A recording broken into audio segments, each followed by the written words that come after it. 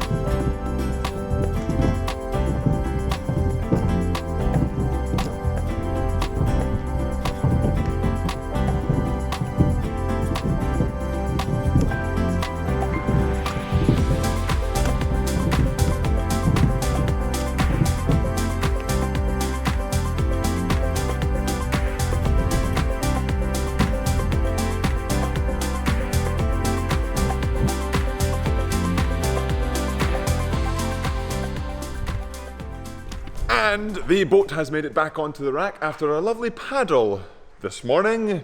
Went out to the bottom and then back. As I spoke about at the beginning of getting out in the single, it was quite difficult to just get to that, do that distance, because the small muscles, the balancing muscles, the controlling muscles, just the small ones that I would use in sculling that I don't normally use in erging or sweeping or pretty much any other time, would get tired. So they're really coming along quite nicely.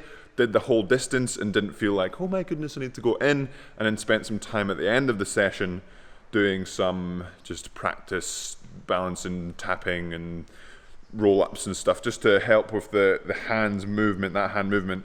And the amount of times just tap, tap, tap away, tap, tap, tap away, that I get it wrong, the amount of times I fail is really interesting, and that's what I'm going to be talking about today, is a little bit about the failure, I think, because I could sit out there and do 50 roll-ups, 50 taps, whatever it is, and I could let myself get very frustrated by tap, tap, tap, I got it wrong, tap, tap, I got it wrong, and then, but you can use your failures, use the experience that you're going through to learn from.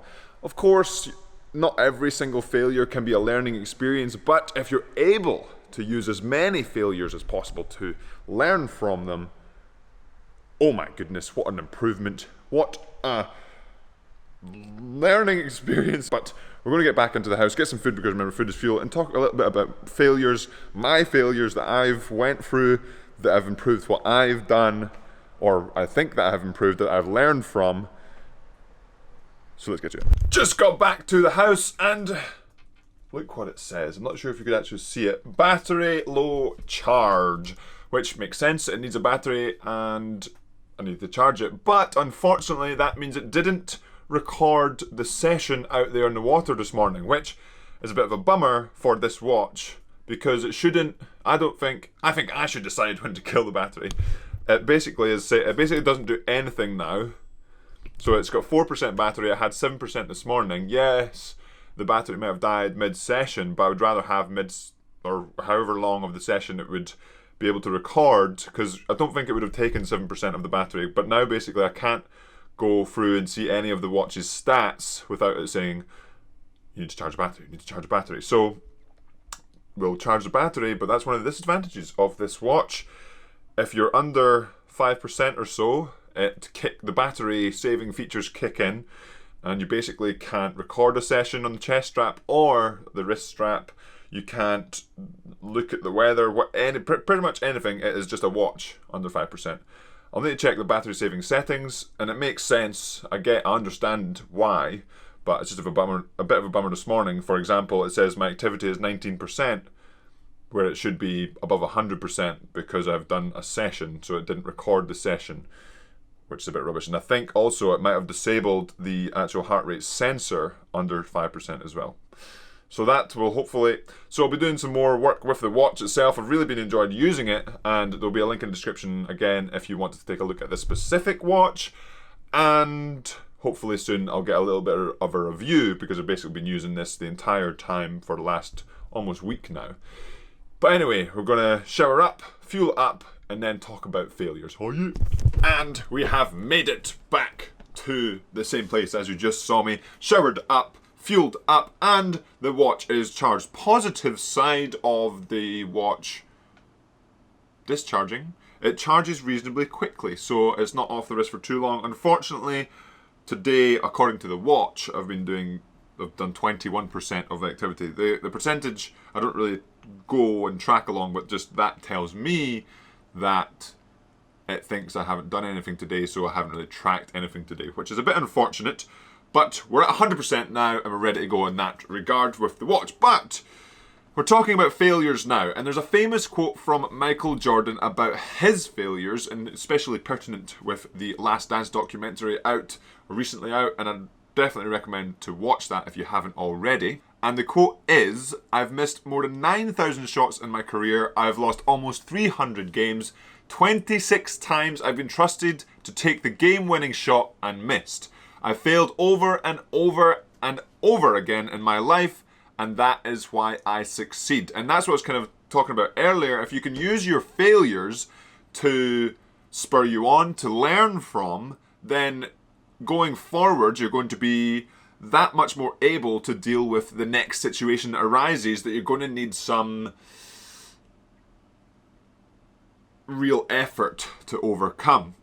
So for me, like you saw earlier, doing the tap downs and failing, yes, it's a very simple example, but I showed you most of the fails, or a lot of the just not able to do the drill. So basically, if you don't know what I was trying to do, tap down, away, and hold it there. Tap down, away, and hold it there. But the way my body wants to do that drill is everything at the same time and not level and fall over. So it's drawing that back and trying to give myself a new experience by doing it how I want to do, and really slow, really controlled, breaking the stroke down.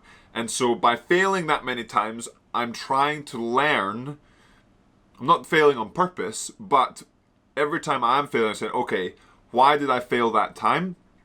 I pushed my hands down and the right hand went down too much. The left hand went down too much. I went too far forward without going down. I didn't push evenly, etc., etc. The list goes on, but it's trying to learn from every failure that you can learn from so that going forward you can progress. Because if we don't learn from the failures, what's to stop us failing at the exact same thing? So if I do that same drill with the same down and away altogether and fall every single time and not try and change something, then how am I going to get better? And that applies to life, that applies to rowing, that applies to training, it applies to everything.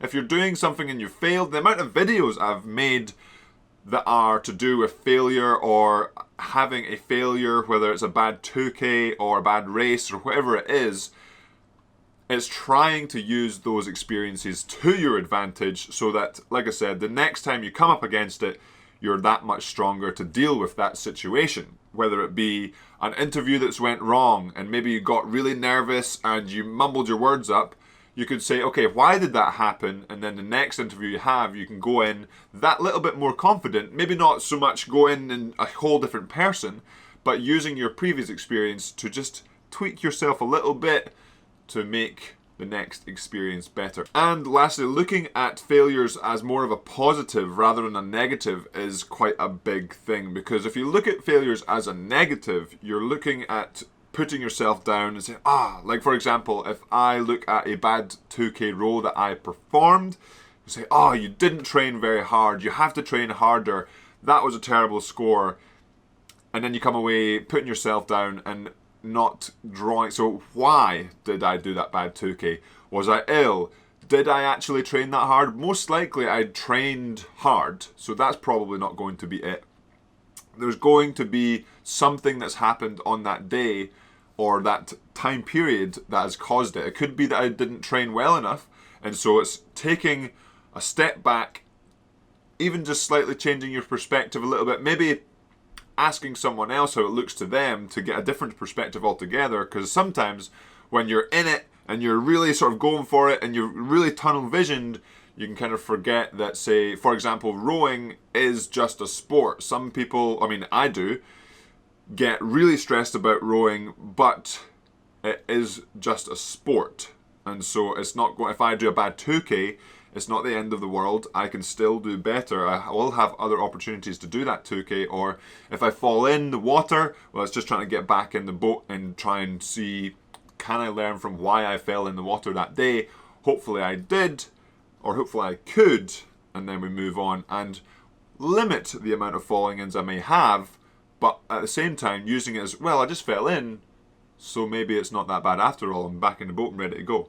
So that will be it for today's video, Yam Squad. Hopefully just a little bit of a chat about the failures helped, because it is really important. We all have failures. Like I said, this Michael Jordan quote is a big one. And the fact that as such a successful basketball player, person, human being, he's saying he's failed that much. And he's not the only famous person to have these quotes. And it just shows you that everyone fails, everyone goes through ups and downs, and we're all in it together, Yam Squad.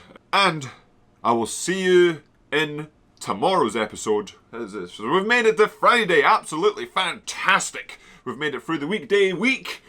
And now on to Saturday, so see you tomorrow.